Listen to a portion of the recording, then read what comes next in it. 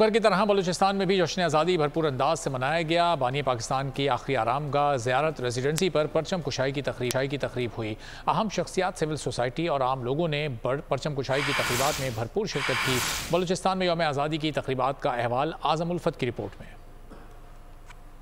बलूचिस्तान में भी जश्न आज़ादी की खुशियाँ। Balochistan assembly, Balochistan high court और कायद-ए-आज़म का पसंदीदा आरामगाह ज़ियारत रेजिडेंसी पर परचम कुशाई की तकरीबात। दिन का आगाज कोयटा में नमाज फजर के बाद 21 तोपों की सलामी से हुआ।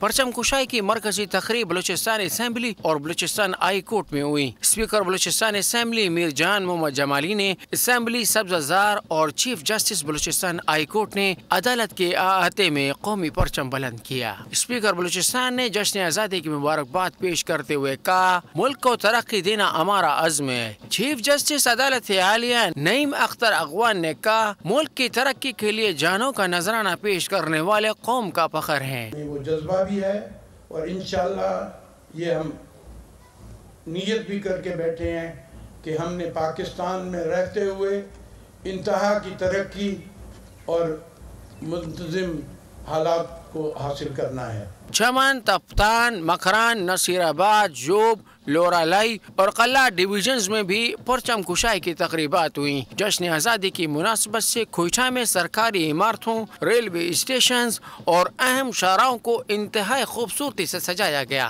कैमरा टीम के साथ आज़म उल्फत, बोल न्यूज़, कोयटा। अगर आपको ये वीडियो पसंद आई है तो हमारे चैनल को सब्सक्राइब करें और बेल आइकॉन पर क्लिक करें। तारीख का अमीन,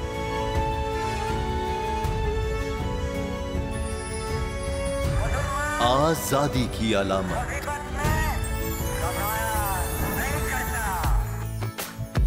हुस्न का आईनादार,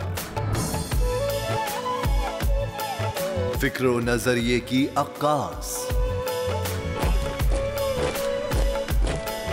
सरफराजी का गवाह, यानी हम सबका निगहबान पाकिस्तान।